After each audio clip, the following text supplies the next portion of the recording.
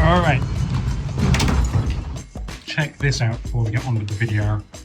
So over here, just arrived in the studio, is a Wasp Delta 4100, which is a 3D printer.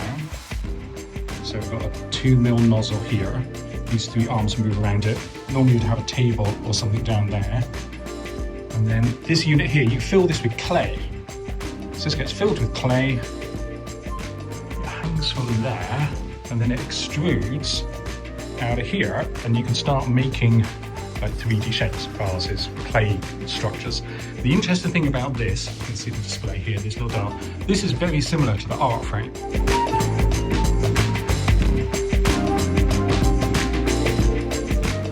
Controls are similar to it, and also the language it speaks, G code, is something we're going to talk about later in the course.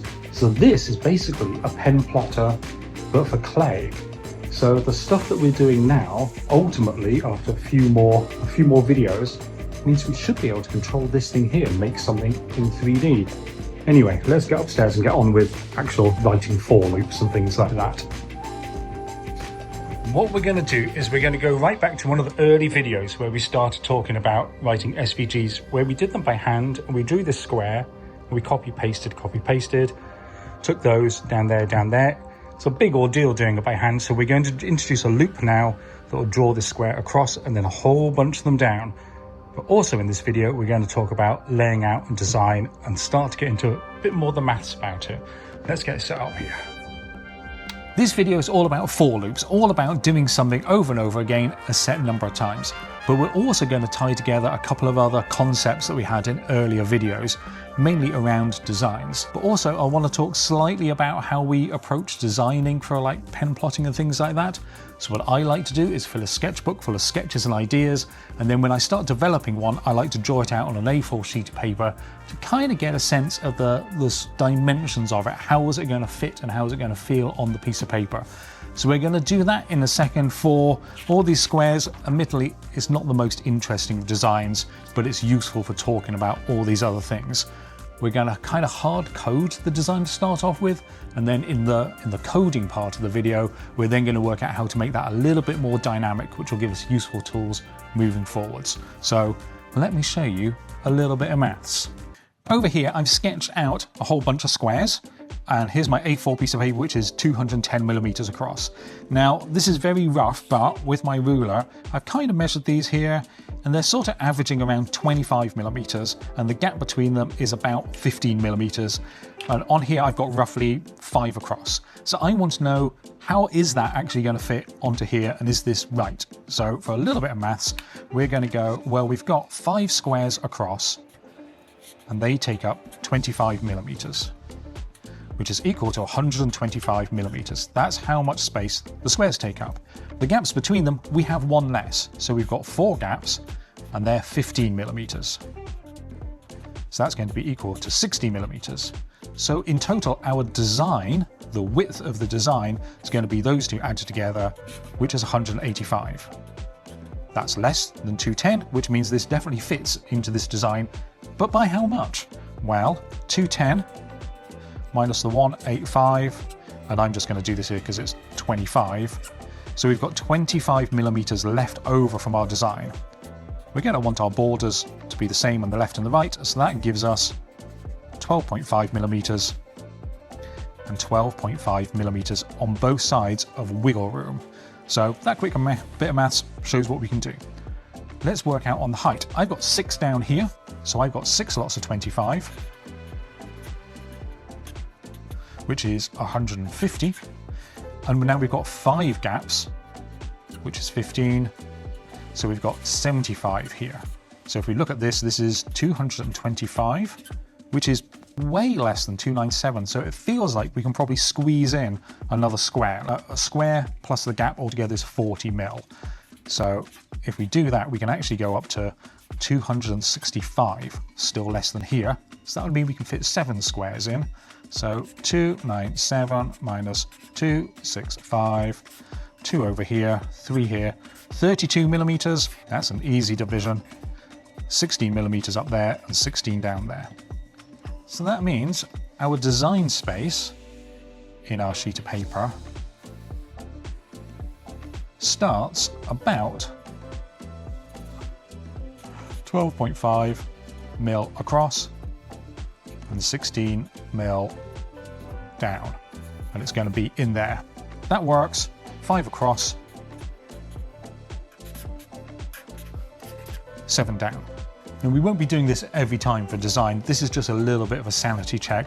As we do this more and more, we'll start getting a feel for it and starting this type of thing in code and exploring it. But I just wanted to do this first so we can start simply in the code and then work out how to do it there. Let's go started on that. I'm going to need my glasses for this. Okay, we're back here with the code that we're familiar with. We're doing it this way, where we set the page width and page height here in the head of our SVG, page width, page height, and then we're going to create the tail down here. Now, I'm going to talk about loops.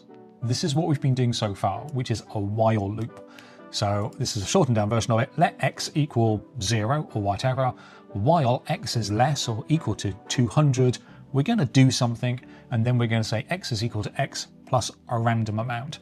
And if we actually just stick on a console.log x on there so we can see what's going on, and we're going to drag this over to here, we can see we're not actually generating any SVG over here. But if we go up to Tools, Browser Tools, Web Development Tools, over here, and if we refresh this page, you can see all these numbers being chucked out into the console. This is a useful debugging thing. Now, the reason why we use while loops is while loops are good when you don't know exactly how many times you're going to do something.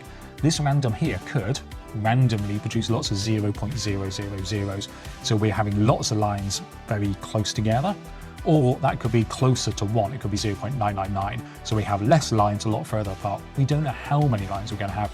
On average, they're going to work out roughly the same. A for loop is very similar, and if we were going to do it, it would look a bit like this. So we would go for let x equals 0, and we're going to do it while x is equal or less than 200, and then we go x equals x plus math.random, and then we're going to do a thing, console. Let's just get rid of this. So I'm just going to comment that out. And then if we refresh this page, we've got pretty much exactly the same thing. So these loops are the same. So why would we do it this way? Well, normally we do it like this when we're just going to, when we have a known number. So we're going to have 5 of these squares across, and x equals x plus 1. And now if we run this over here, we can see we have the numbers 0, 1, 2, 3, 4. We'll talk about the 0 a little bit, why we start at 0, because it's a little bit confusing sometimes, but it becomes more important when we start talking about arrays. For the moment, it just means we actually have 5 of these things. They happen to be 0, 1, 2, 3, 4, but there's 5 of them. You won't see this very often. This isn't really the way that you do it. What you'll often see is x plus equals 1, which means x is equal to itself plus 1. That will do exactly the same thing if we refresh this, 0 to 4. You will also see people go even shorter with x plus plus. That just means keep increasing x by 1. You will see that quite a lot. I don't like that quite as much because I prefer to be able to sometimes step things up by 2 or by 3 or by 4 or some other amount. So I prefer using this. You'll see me using this most of the time. So that's our for loop, basically. Okay, let's draw our square. So we're going to do a couple of things first, which is const square size equals 25 mil, and then const square gap equals 15 mil. That's going to be useful for us. And we've also got const side margin is equal to, what did we say, 12.5, and const top margin was equal to 16 mil. So those are going to be our offsets where we start things off. Okay, I'm going to do something you wouldn't normally see here. I'm going to change this to actually be across. Now what we're going to do is we're going to calculate the x position that we're starting the square at. So we're going to go const x equals, well, it's going to be the side margin. And to that we're going to add, and bear with me here, this is going to be the square size multiplied by how many we are across. So to start off with will be 0 across, so that's going to equal 0, which means we're just going to start at the side margin. And we're also going to add the square gap here multiplied by how many across.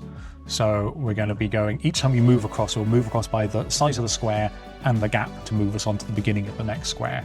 Let's console log out. We're going to say we want to see what the across value is, and then we're also going to have x like that.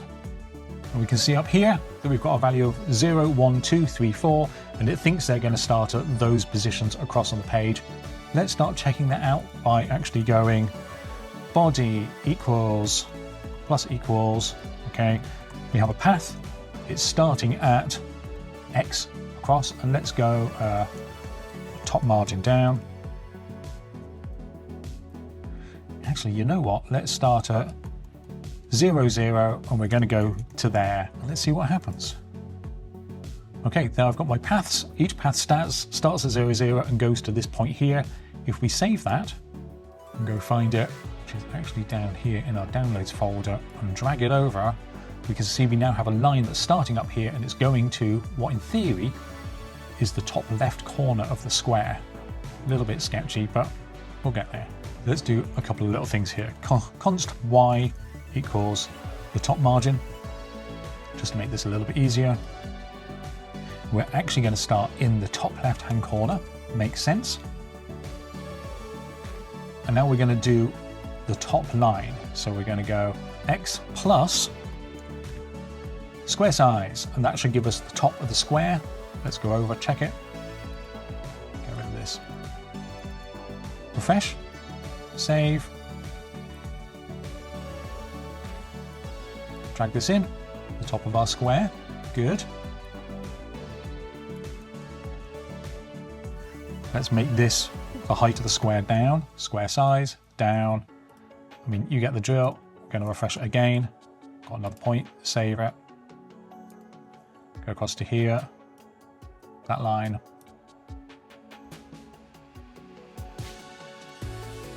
We're basically making the 4 sides of our square. So now we're going to come across, so it's x across, but down, and then finally go back to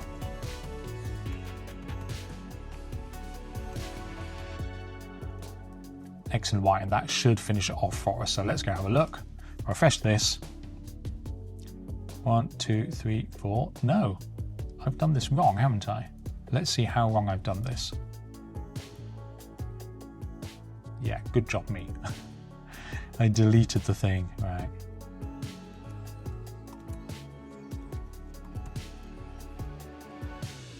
Okay, I've now fixed it because I was an idiot. Okay, that looks a little bit better. Save it.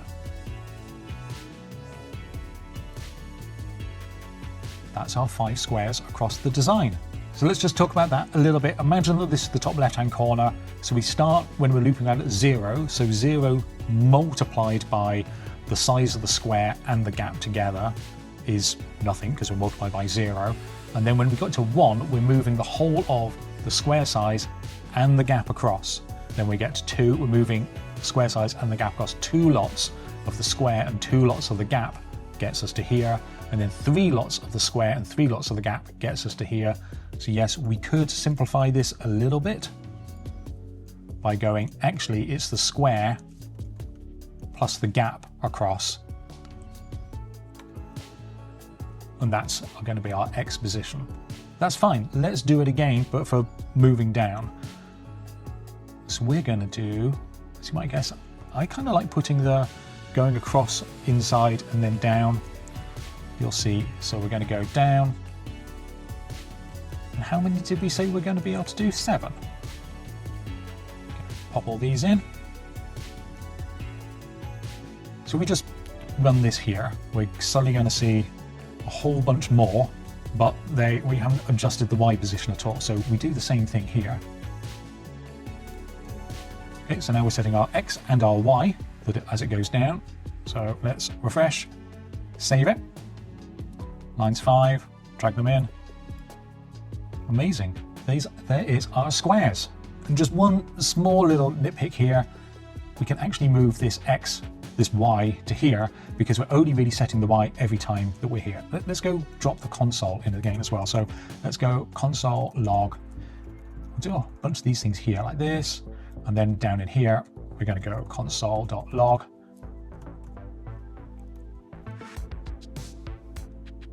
So we're going to go back over to my design here. We're going to go Tools, Browser Tools, Web Inspector. Now let's refresh this.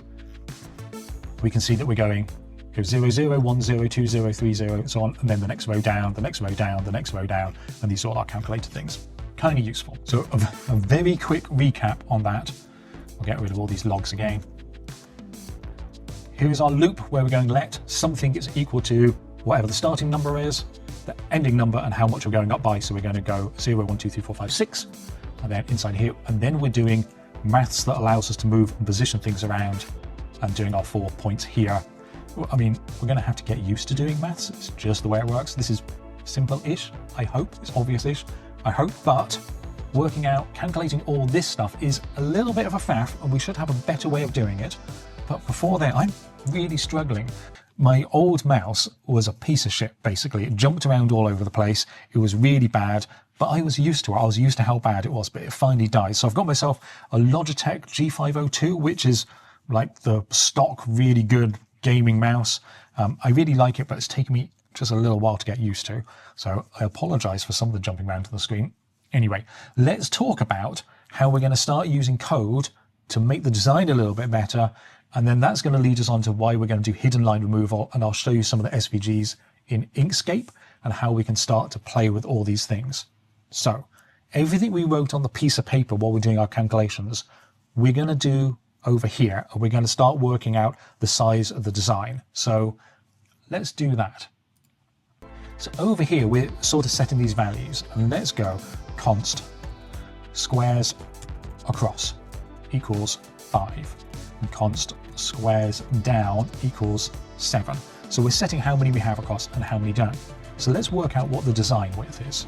So we can go design width is equal to, well, it's the squares across times the square size, so we've got 5 of them at this width, plus the squares across minus 1, because we have one less, there's one less gap, multiplied by the squares gap.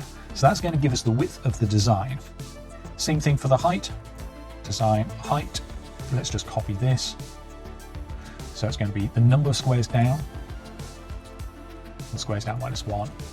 Okay, will give us the width and the height of our design, which should be less than the paper size. Let's actually have a look at that. So console.log, let's just go, yeah, page width, page height,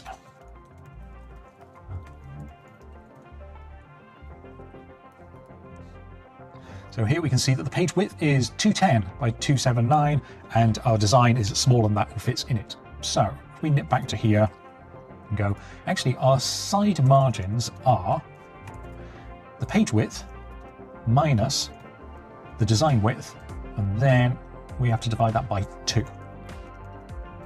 Same again here, page height minus design height, and divide that by 2. Now we can drop in the squares down here and the squares across here. I think now everything should stay exactly the same because we haven't changed anything, and hopefully this works. So let's go over here, run this. I didn't see any numbers change. We're going to save it and then drag that over. We shouldn't see anything different. Okay, good. Let's make the square smaller, 15, and the gap smaller. And then when we rerun this, we should see these numbers change.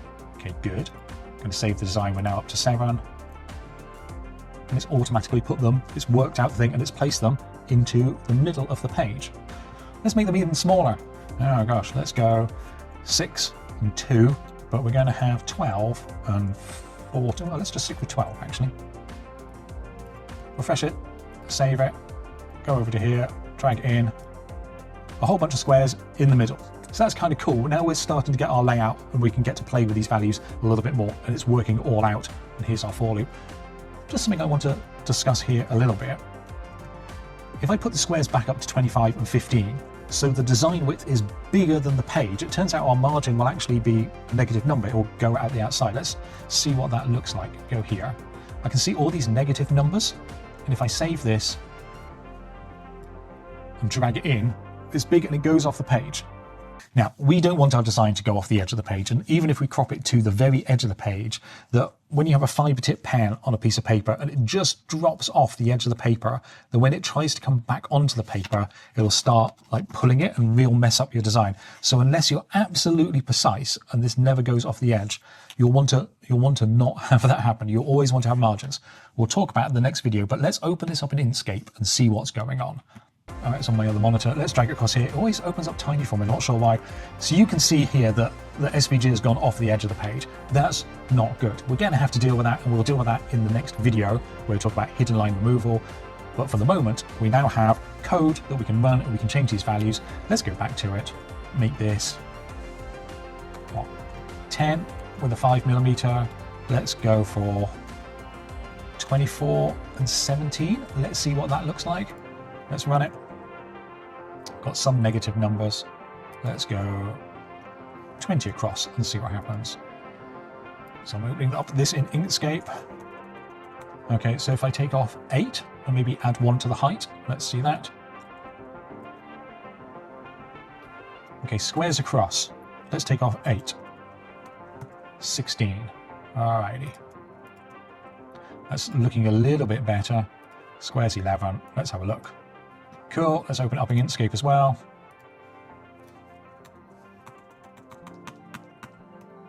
And that's all our squares on the plotter. Let's go back over here. Oh my goodness, that's really going for it, isn't it? I set it away to plot quite fast because it's a very straightforward design. But check this out, that's going real fast. I'll just have to talk over it.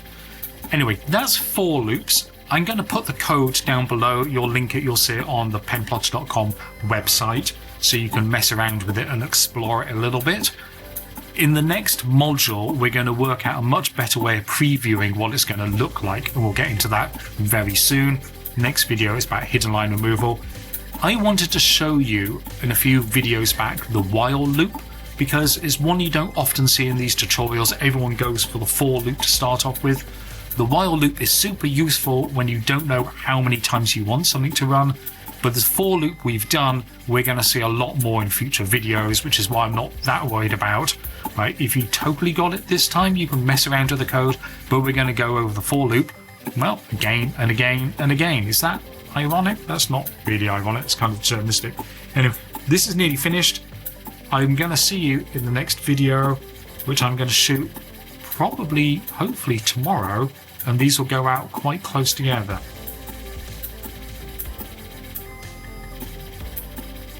Sorry, I'm just mesmerized by these squares. I swear I'll stop watching in a second.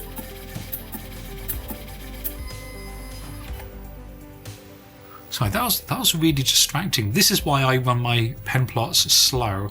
People used to ask me, why do you slow your pen plots down a lot? And it's because I'd set them away in the morning and I wanted them to finish at lunchtime. And if they're finishing too quickly, they'll just be interrupting me all the time. So there's more to like what speed do you run things at than how fast do you want it to go. It's like, well, I want it to not interrupt me and I want it to take 3 hours, so I'm going to run it real slow so it's finished when I'm ready to break for my lunch. Anyway, that's by the by. You don't need to know that. I'm rambling now. Let's get on with the next video, which will be over here when I've made it in a few days. If you're watching this in the future, it's already there. This bit is a little bit awkward. Okay, I'm going to read some more about clay and what to do with clay, because that might be fun.